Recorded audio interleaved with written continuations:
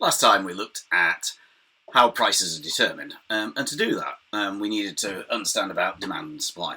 And what we're going to do now is we're going to turn our attention back to the factors that affect demand. So we talked in general about the sorts of things that have an impact on demand.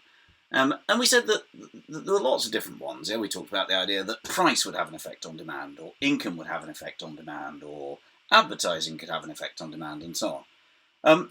What we're going to look at over the next couple of sessions is how much of an effect do those things have. And that's what's meant by the concept of elasticity. So what it shows, elasticity, what it's trying to tell us is how responsive is demand or supply. Yeah, so how responsive is demand? Yeah, that's what we're going to look at initially. So how responsive is demand to a change in something that affects it? And what that means is that there are lots and lots of different elasticities.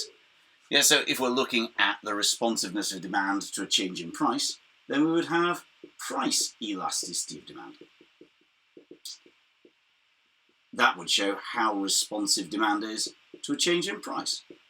Or we could have income elasticity of demand. And that would show how responsive demand is to a change in income.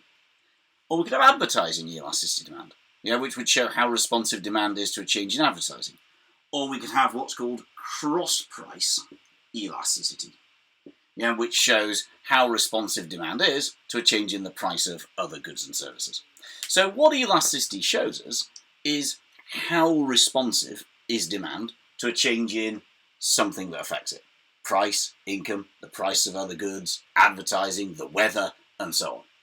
So what people get confused about at this stage what happens is that there's a formula for elasticity and people get all wrapped up in it. But if we say that demand is elastic, to a change in something, then what that means is that there is a big change in demand. So elastic demand means that a factor has a big effect on demand. If we say that demand is inelastic, then all that means is that there is a small change in demand. And that's all elastic or inelastic means. It's how big is the change in demand. Is it a big one or is it small? Now, obviously we've got an issue here, which is, well, what do we mean? What do we mean by what does big mean? So what is it that's going to make something elastic? What's a big change in demand? And we have a really simple rule, which is, assuming that we're dealing in things that can be quantified, things that can be measured, like price or something, then if there is a 10% change in, and it doesn't really matter whether it's price or income or advertising budget or the price of other goods, if there is a 10% change in the factor that does the causing, if that leads to a more than 10% effect on demand, and it doesn't matter whether demand goes up or down, if there is a more than 10% effect on demand, then that's a big change. And we would say that, under those circumstances, demand is elastic.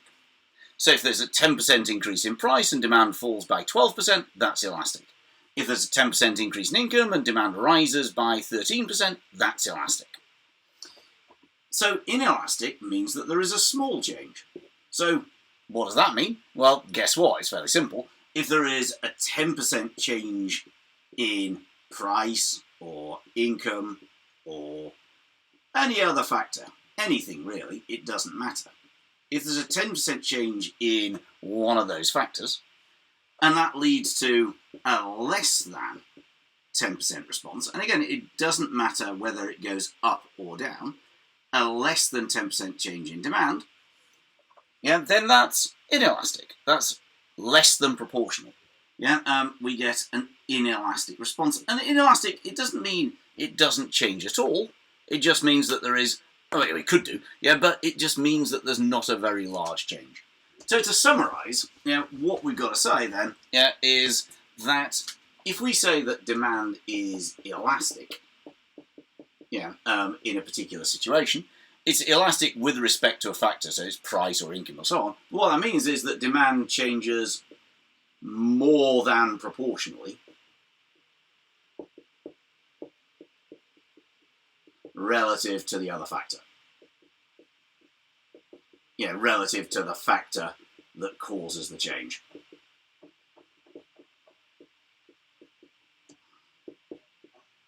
And if we say that demand is inelastic, well, that's very simple as well. All that means is that demand changes less than proportionally.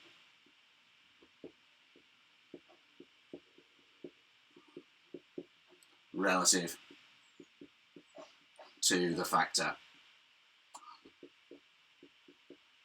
that causes it to change.